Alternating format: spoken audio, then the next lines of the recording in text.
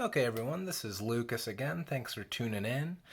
We do have another retro video game repair this week going on.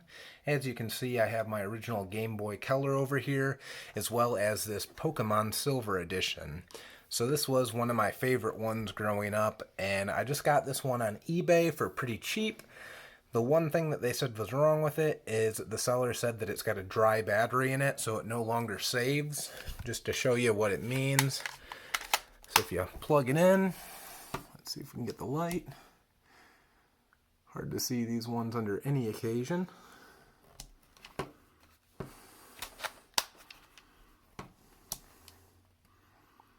Okay.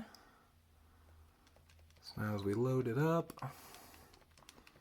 at least, okay, as you can see, it only had new game there. I did click through that pretty quickly. But yeah, there was only new game, and then if we try and save it, we're just going to spam through all this stuff as well.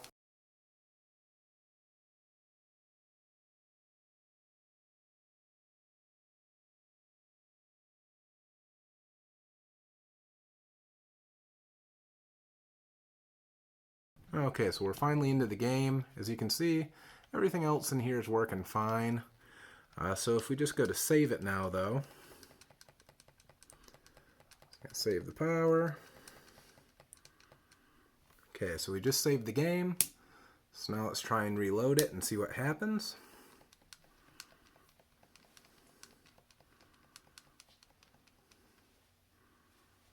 Okay, so as you can see, we do have a continue data right here, and it's from our previous one. But the thing that's going to differ is this is still running off the auxiliary power of the Game Boy to keep that save. So if we close it down and we pull the cartridge out, as you normally would, then you put it back in, restart it. It's not going to have a saved file anymore. As you can see, no more saved file. So if this is an issue you're getting, this is going to show you how to fix that. So let's get right to it right now. All I got to do is pop that cartridge out, and we're going to be soldering in a new battery. Okay, so we now have the game out of the Game Boy. So the next thing you're going to focus on is you're going to look right back here. So just like the Legend of Zelda I did last week, this is going to use a game bit drive right here, as you can see. And this one, once again, is the 3.8 that you'll be using. So it's just one screw. That's all you got to take out. Go a little bit further. There we go. And once that screws out, the way you open a Game Boy cartridge is it actually slides. So you're going to slide the front down just a little bit. So it just stays like that. Don't try and rip it apart. Just slide it down. Then once it's slid down, you can just pull upwards on it and it will come right off. As you can see, there's these little guides right there that line up right into these little nubs right here and right here. So just slides right off. Then we're going to pull out the cartridge. As you can see, the battery that we want to be focused on is right there. I got another battery a while back off eBay because I did these on a few of my other Pokemon games. But for this battery, it's just a CR2025. And that's all you'll need to replace it. You can pretty much just type in Game Boy game cartridge battery and it should pull right up for you. So the thing you want to focus on with these is that it's soldered on. So you are going to need a soldering iron. In my case, I just got the soldering iron right here. It's part of my soldering station, but any $4 soldering iron will work. I just use this one because it was the one closest to me. But the thing that you're going to want to do once you're to this point is you're going to have to get some solder.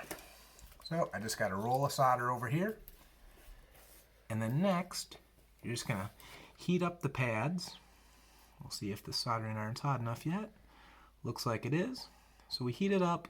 Then you want to add a little bit of solder. I know it kind of seems like going out of your way, but it's going to make the old solder flow better. so you're able to get that battery off easier. You're going to want to do that to both sides. Just heat them up. Once it's heated, then you can dab the solder right in between the iron and the old solder, and that solder is just going to melt right in. It's going to free flow. Hopefully you're able to see it on camera. But once it's flowing like this, you're good to lift it off. So next, I'm actually going to grab some tweezers. Just so I can kind of get underneath it just a little bit. Then I'm just going to heat it up on one side. Get the solder flowing. And then it's just going to lift up right like that.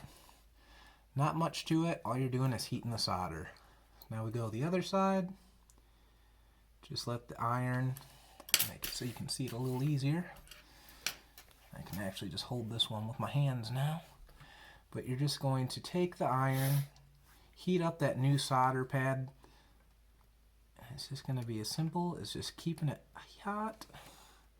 It'll come right off. Looks like this side restuck a little, so you just reheat it. You just kind of want to slowly work them off. Don't try and rip it off. There's no rush to it. Once you get them off, though, you're just going to get a nice pad again. So just kind of take your iron, flow it through the solder for a little bit. Add a little bit of solder to get yourself a bigger glob. Doesn't need to be too much, but the more you have, the easier it will be to catch the battery tab. Do that to the same side. Once it starts melting, you can add in your own solder. So you can see it's nice and flowed now. They're nice little pads for it to sit on. Then you're going to want to grab your new battery. So on the board, there's a few things you need to focus on. So right here and right here. So this is your positive terminal because it's got the plus, and this is your negative terminal. So that's going to matter because obviously your battery will have a negative and a positive side. The way you'll determine which is which, let's just look at the positive side, and it will have a little plus sign on it right there. So we want to make sure this tab that's connected onto the plus side of the battery goes to the plus side over here. So just like this. It's a real simple thing to do. Then you're just going to line it up as best as you can.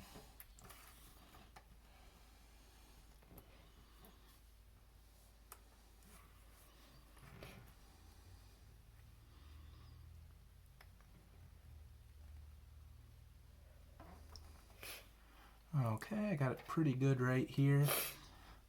You can kind of just hold your finger on it and move it around. Just make sure each terminal is on a pad. Now, it's just as simple as taking your iron, touching it to the actual pad, and that pad's going to heat up, and then you can actually touch the solder underneath a little bit as well. But the pad will eventually heat up and it will start to accept the solder from the pad below.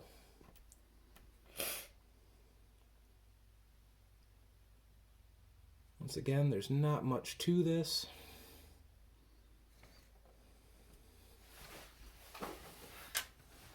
It's very hard to see what I'm working on because I'm trying to film it.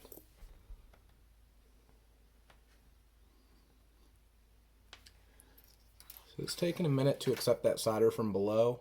So all we're going to do is just add a little bit of our own solder to the top of this so it can accept it just a wee bit easier. There we go. Once again, just keep it hot. Make a nice little flow pit, just like that. And we go over to this other side and do the exact same thing over here. Just heat up the solder, heat up the tab, and we're just going to add a little bit just to help them all merge.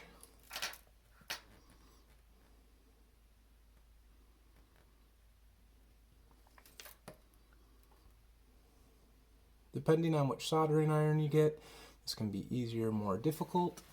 It just kind of depends, because you do want a certain level of heat going through it. Some soldering irons take longer than the others.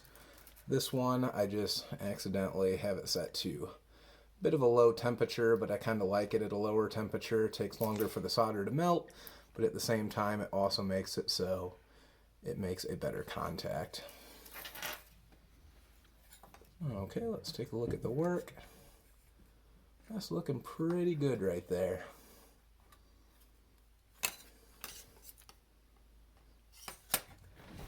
So I like that. The way I like to finish each of these off, though, is right there. I was using the cheapest solder I have. This is actually some solder, though, with flux mixed into it. So this stuff just melts like no tomorrow. And I'm actually going to crank up the soldering iron a little bit. But all I'm going to do is I'm just going to reheat this up just a little dab. And just touch this in, because this stuff makes it look perfect when you're done with it. Once again, this is just solder with flux added in. You could use your own flux and heat the board. I just like to use a little bit of this, though. It's just as good.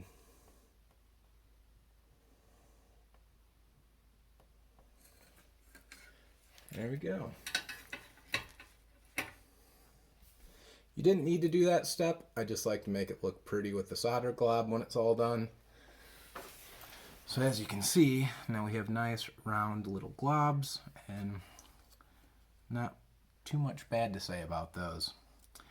But yeah, that's all there is to it. Now we got a new battery, so this will now accept our saves. So to reassemble it, we're just going to grab the back of it.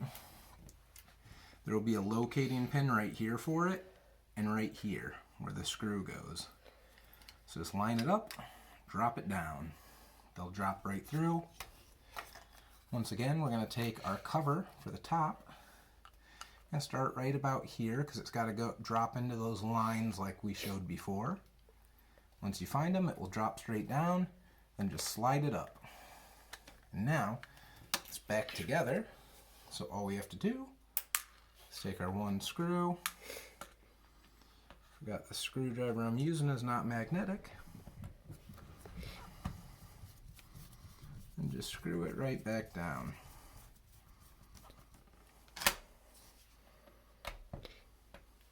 Okay, now I'm just going to go the other side of the camera so I can actually show you it working. Okay, now we got Pokemon Silver back into the Game Boy. So let's turn it on. This is going to be fun because we're just going to go through everything again. I will just jump to it saving. As you can see, there's no continue there.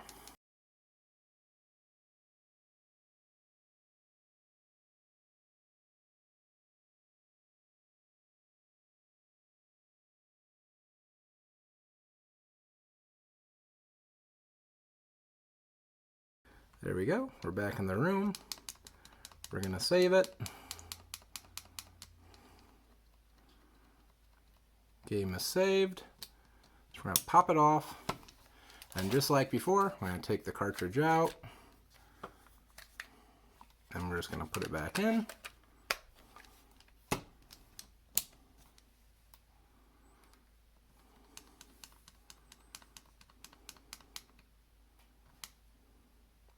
And now we have a continue. So that's how you change out a battery on a Game Boy game. It tends to be a lot of people want to replace them on Pokemon games because they're the main ones that took batteries back in the day, but there are a lot of games that use those batteries. So once again, it is just a CR2025 for that battery. And just make sure you match up the polarities and use some solder and soldering iron.